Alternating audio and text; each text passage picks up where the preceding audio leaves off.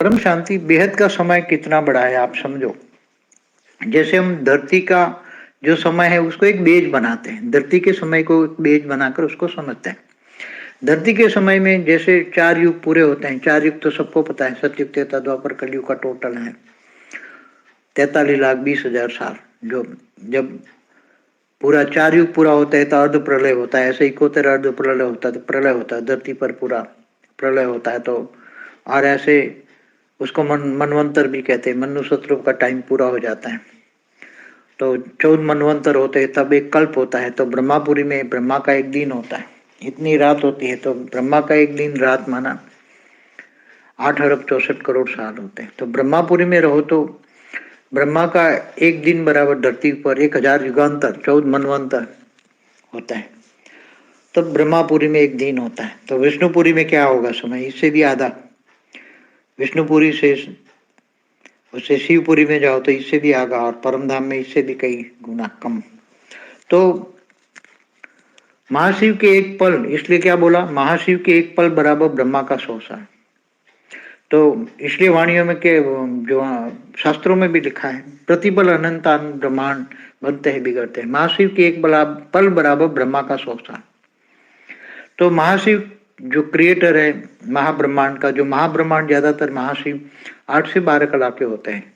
तो वो महाब्रह्मांड का ज्यादातर कोई शिव जितनी कला का होता है, इतना पावर उसके पास होता है, इतने समय चलता है। तो महाशिव का ज्यादातर समय महाब्रह्मांड का समय महाशिव के पावर के आधार पर होता है। तो कोई 10,000 साल का होता है, कोई 11,000 साल का, कोई 15,000 साल तक होता है। ज्यादा से ज्यादा 12 कला का महाब्रह्मांड, बहुत बड़ी गैलेक्सी हो,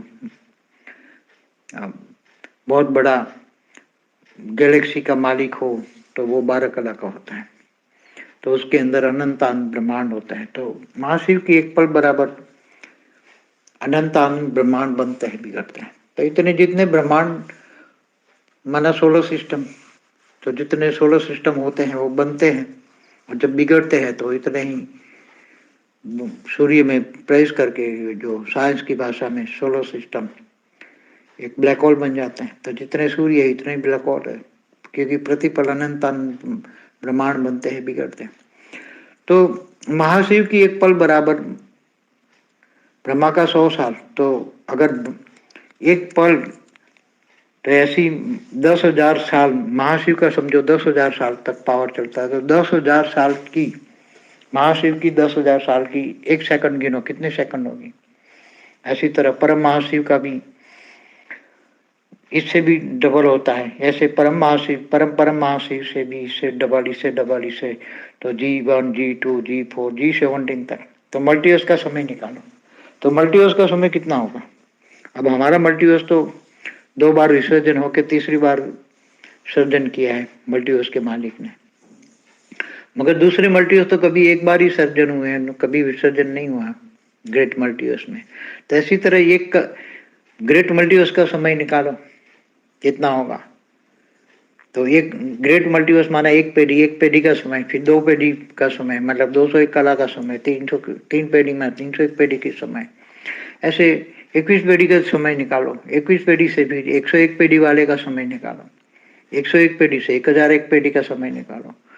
एक तो उसके अंदर मल्टीप्लाई करते जाओ, मल्टीप्लाई करते जाओ, मल्टीप्लाई करते जाओ। जितना पावर कला माना पावर, जितना कला और पावर कला माना पावर बढ़ता जा रहा है, इतना ही समय स्लो होता है। इतना फिर भी समय तो बेहद है, बेहद का समय है।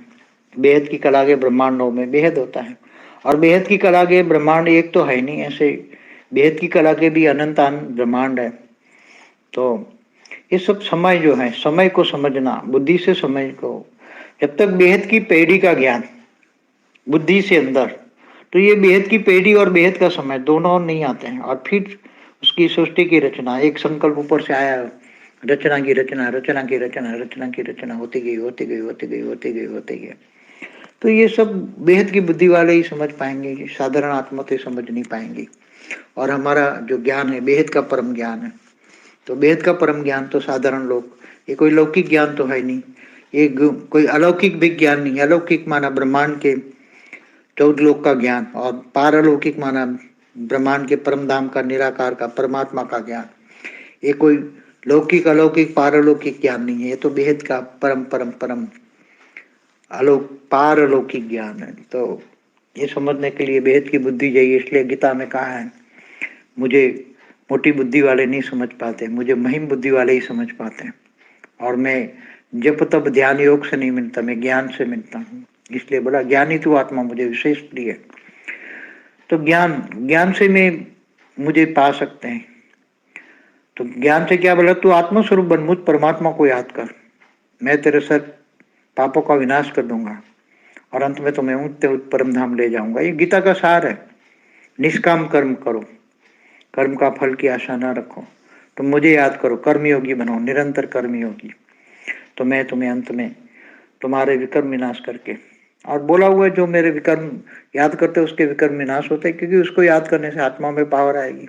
तो बेहद के परम पिता को याद करने से, बेहद की परम पिता से आत्मा में परम बेहद की परम लाइट आएगी, और बेहद की परम लाइट से ही आत्मा जागेगी। और बेहद की आत्माओं के जगाने के लिए बेहद की कला का पावर चाहिए उसको। शिव बाबा की कोई आदि कला या एक कला की पावर वाले को बेहद की आत्मा नहीं जगा सकती। इसलिए ज्ञान सबसे पहला है।